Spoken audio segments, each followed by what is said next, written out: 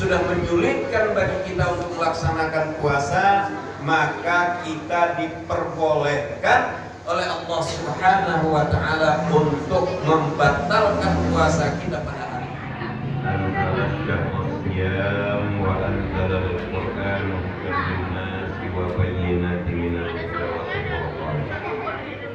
Asyhadu an la ilaha illallah wahdahu la syarika lah wa asyhadu anna Muhammadan abduhu wa rasuluh. Allahumma shalli wa sallim ala hadzal nabiyil karim wa ala alihi wa ashabihi ajma'in, amma ba'd. Faqala Allah ta'ala fil Qur'anil karim, a'udzu billahi minasy syaithanir rajim, bismillahir rahmanir rahim. Wa man kana maridan aw ala safarin fa iddatun min ayyamin ukhra. Ila akhir ayat. Sadaqallahul aliyyul azim. Wa qala Rasulullah sallallahu alaihi wasallam, inna Allaha wada'a al-musafiri nisfa salati wa sawma wa an jubla wal murjid. Al-hadis Rawahun Nasa'. Kaum bapak, kaum ibu, para pemuda dan pemudi harapan agama dan bangsa, pada kesempatan yang berbahagia ini, mari kita kembali bersama bersyukur kehadirat Allah Subhanahu wa Ta'ala, di mana Allah Subhanahu wa Ta'ala sampai detik saat ini masih melimpahi kita bersama berbagai macam kenikmatan. Kenikmatan utama yang diberikan oleh Allah Subhanahu wa Ta'ala kepada kita para hamba-Nya adalah berupa nikmat iman, nikmat Islam, nikmat kesehatan dan keselamatan. Dan alhamdulillah, dengan nikmat tersebut kita telah dapat menyelesaikan saum Ramadan kita di siang tadi.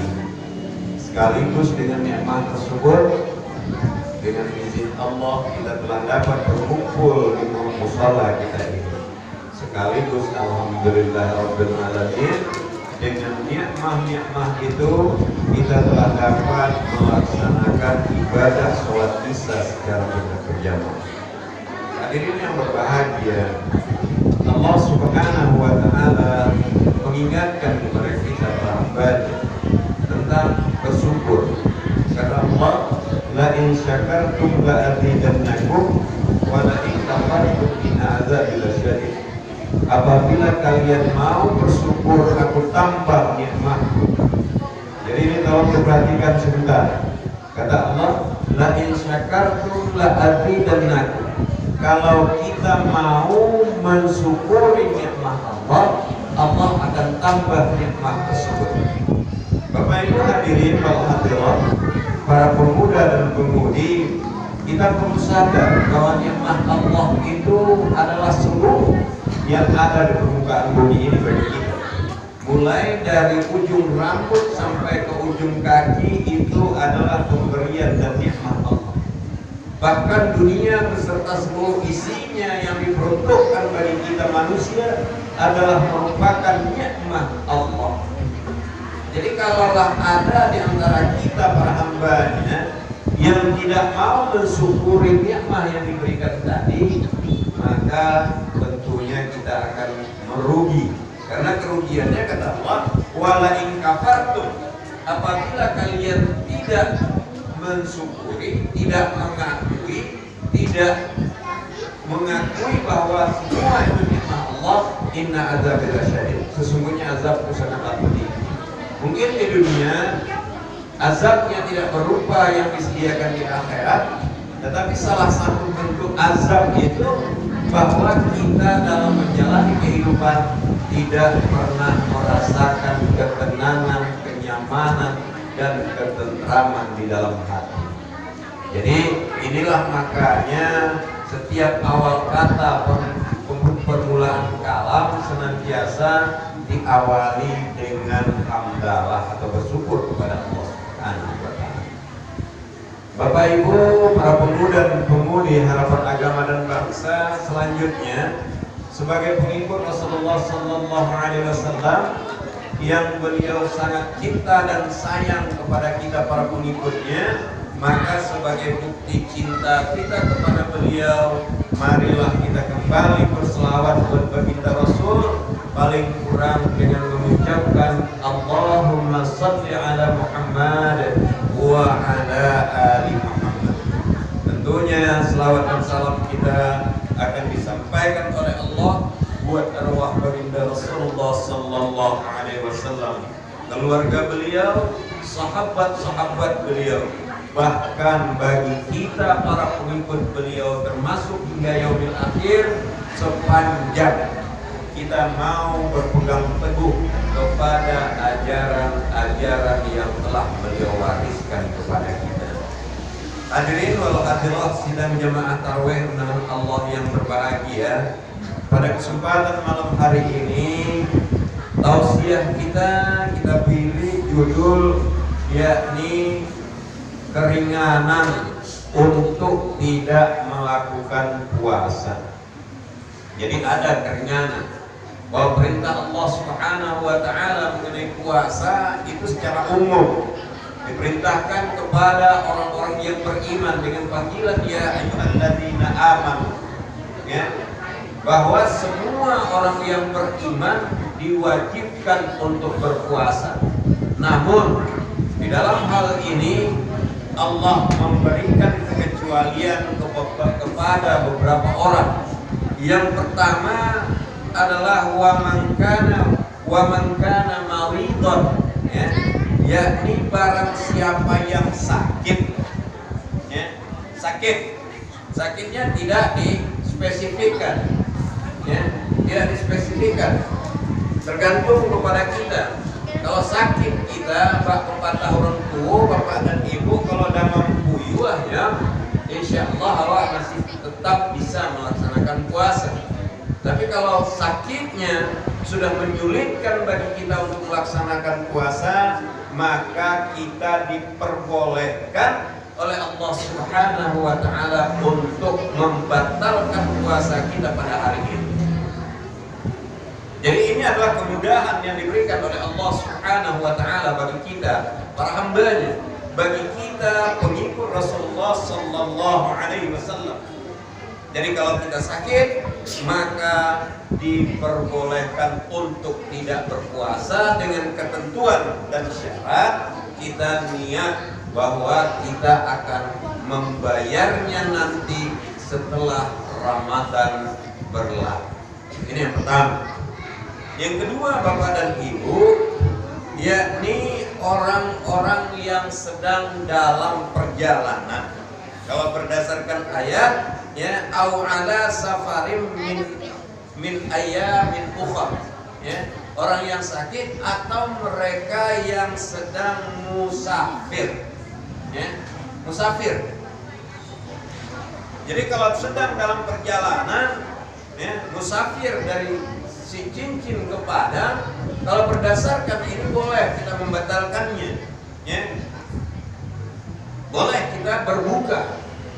Tetapi tentunya dalam hal ini seorang hamba Allah atau kita umat Islam, kita pengikut Rasulullah sallallahu alaihi wasallam dianugerahi oleh Allah Subhanahu wa taala yang bernama hati yang sering kita ajak berbicara, ya, yang sering kita ajak berbicara. Kalau perjalanan kita hanya ke Padang, ya, apakah kita mampu untuk melakukan saum atau tidak? Kita tanya kepada diri kita. Sementara secara konsep dan ketentuan Allah Subhanahu wa taala memberikan kebolehan, ya. Jadi bagi seorang musafir ini ada dua, ya, kebolehan. Yang pertama, dia boleh melaksanakan saum kalau dia mampu dan kuat, dan yang kedua boleh membatalkannya berdasarkan hal ini. Tentunya Bapak dan Ibu hadirin sidang jamaah tarawih yang berbahagia, ini adalah untuk anak-anak cucu kita. Bagaimana pengetahuan ini bisa kita tanamkan dan ajarkan kepada mereka. Ya, kalau mereka tidak diberikan solusi, ya, jangan-jangan nanti karena kepada terlampau panas mereka membatalkan puasa, tapi tiba di rumah dikecilnya kawannya puasa. Takut. Jadi tidak boleh seorang anak kita didik untuk takut kepada kita, kepada orang tua. Tetapi bagaimana seorang orang tua mendidik anak memiliki percaya diri. Ya, kadang-kadang karena kita seorang orang tua yang taat dan menginginkan anaknya menjadi anak soleh dan soleha, kita terlampau keras, ya, dan tidak memberikan solusi kepada anak-anak kita. Nah, boleh kita membatalkan puasa karena engkau akan melakukan perjalanan, ya, tetapi ketentuannya adalah bahwa kamu harus membayarnya nanti setelah Ramadan berlalu.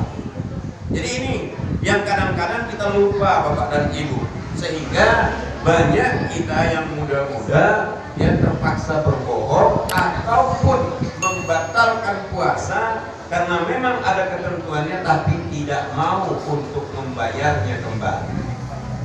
Bapak Ibu hadirin sidang jamaah tarawih undangan Allah yang berbahagia, Abu Sa'id Al-Khudri dan Jabir bin Abdullah mereka menyampaikan bahwa ada 3 kondisi bagi kita yang bersafar ini.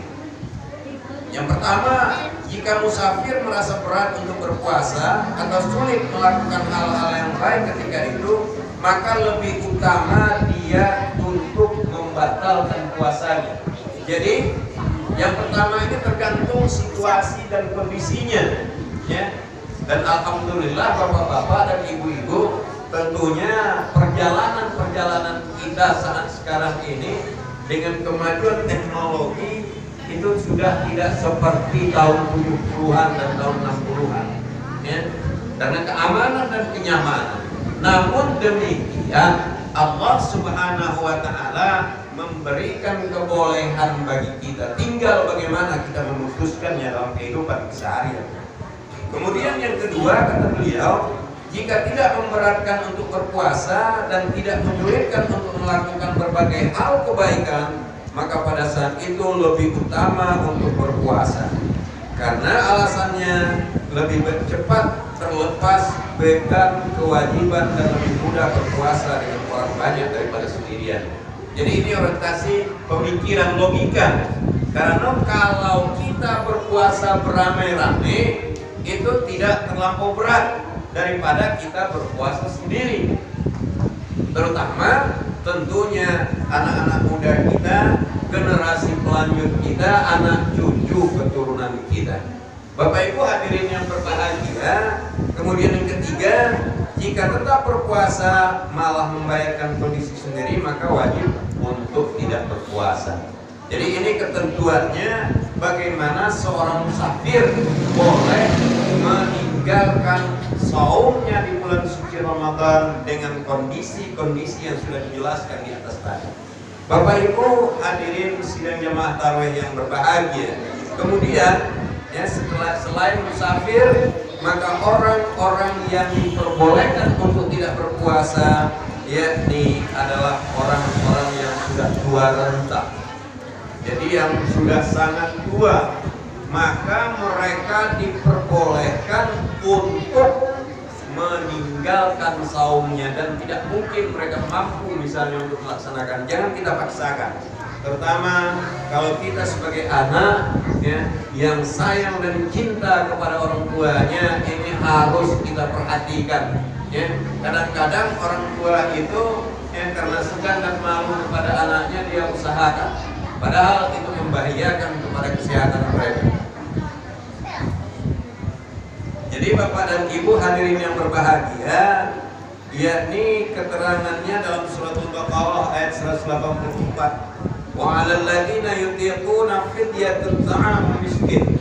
Ya, dan orang-orang yang berat menjalankan puasa wajib membayar fidyah, yakni memberi makan 1 orang miskin. Ya. Jadi ini perlu kita perhatikan, ya, terutama kita sebagai seorang anak. Bagaimana jangan orang tua kita yang sudah membesarkan kita, yang sudah melahirkan kita, kita biarkan saja sementara mereka harus membayar fidyah misalnya. Dan ini adalah merupakan peluang pahala yang besar, terutama bagi kita para anak dari orang-orang tua kita. Jadi bapak dan ibu, itu yang ketiga. Sementara yang keempat yang diperbolehkan meninggalkan saum itu adalah wanita hamil dan menyusui. Jadi wanita hamil dan menyusui, keterangannya adalah pesan Rasul yang diriwayatkan oleh Imam Nasai, ya, Imam Nasai, yakni yang berbunyi innallaha wada'a al-musafir nisfas shalah was-shaumi wa an hubla wal mudih. Sesungguhnya Allah meringankan separuh sholat dari musafir, juga puasa dari wanita hamil dan menyusui. Jadi wanita hamil dan menyusui ini diperbolehkan untuk tidak melakukan puasa demi kemaslahatan daripada anak-anaknya. Jadi bapak dan ibu hadirin yang berbahagia, pada kesempatan yang berbahagia itu ini ada 4 tadi, ya. Yang pertama adalah orang-orang yang sakit diperbolehkan dalam Islam untuk tidak berpuasa Ramadan dengan ketentuan membayar kembali atau mengqadha puasanya. Begitu juga orang yang sedang dalam perjalanan atau musafir. Yang ketiga adalah orang yang sudah tua renta, ya, dan mereka membayar fidyah. Dan yang terakhir adalah wanita hamil dan menyusui. Tentunya hal ini adalah merupakan pengetahuan bagi kita, terutama bagi anak-anak generasi yang akan melanjutkan perjuangan kita di permukaan bumi nanti, sehingga mereka betul-betul memahami kriteria-kriteria yang diajarkan dalam Islam untuk membolehkan tidak berpuasa selama Ramadan ini. Bapak Ibu hadirin yang berbahagia, itulah yang dapat saya sampaikan pada kesempatan ini. Insya Allah bermanfaat bagi kita bersama, termasuk diri saya yang menyampaikan. Sebelum saya akhiri, karena saya yang menyampaikan ini adalah manusia biasa Bapak dan Ibu, yang tidak luput daripada kekurangan dan kealpaan.